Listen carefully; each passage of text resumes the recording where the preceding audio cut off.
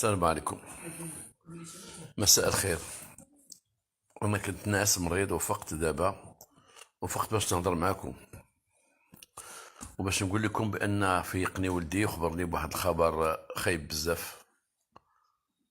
فيقني وقال لي ودي راه بابا هاد الحلقه اللي دوزتو اليوم ديال ولد المضاربي اللي درتي اليوم فيها واحد الخطا فادح. هاد الخطا انه قلت شي كلام.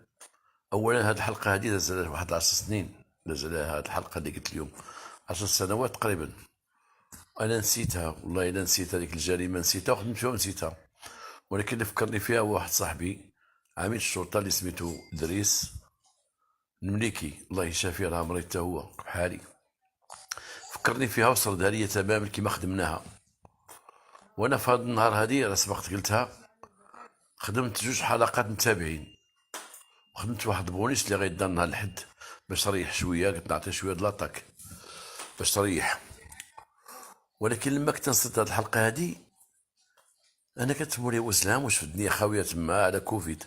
وانا غلطت وقلت تعرفوا دابا هاد الحلقه وقعت وكوفيد والحوانت سادين في كوفيد وكذا وكذا، وغلطت.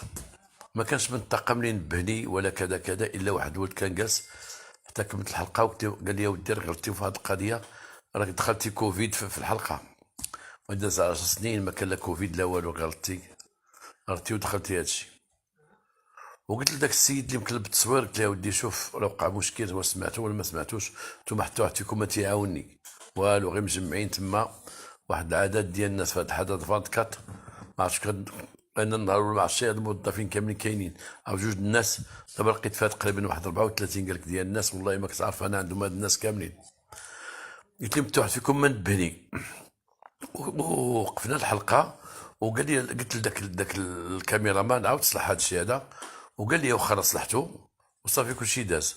مع ان هذا الكاميرامان دار بزاف الاغلاط، هو اللي كان تيدير المشاكل ديال الصوت، هو اللي كان تيدير المشاكل ديال الاناره. وما عرفتو انا منين جاب واحد السيفي عطاه لهم وخدموه وجراو على واحد خينا كان بروفيسيونيل، ما عمري لقيت معاه مشاكل. وهذا السيد ما عرفت واش جابوه ولا جابوه باش يحطمني وباش يخسرني، يمكن مدفوع من شي جهه الله اعلم. وقلت لي حيد هاد الكلمه هذه، قال لي واخا. وفي الاخر ما حيدهاش، ما حيدهاش وخرجها.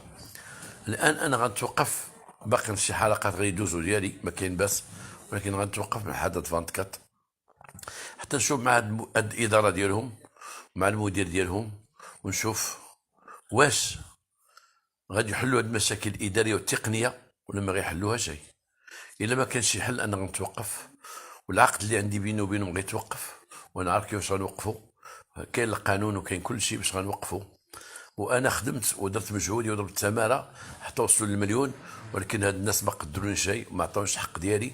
وهاد الناس ما فهمتهم شيء انا باش يرتكبوا بهاد الاغلاط. وماشي غير الاغلاط، راكم شفتوا الاغلاط اللي عشنا فيها ديال الصوت الاناره، الصوت الاناره، الصوت الاناره. تشوفوا على عينيكم على عينيكم على عينيكم. انا عييت. دابا انا نط من الفراش فيقني ولدي وانا مريض وناعس عيان. وغنقول لكم بانه الجمهور العزيز غتصبروا معايا، غنتوقف تندير حل مع هاد الناس، ما غنزيد شي تندير حل مع هاد الناس، حل نهائي. وداك السيد تحمل مسؤوليته، داك الكاميرا مان اللي ما قامش بالواجب ديالو. وشكرا جزيلا واستسمح.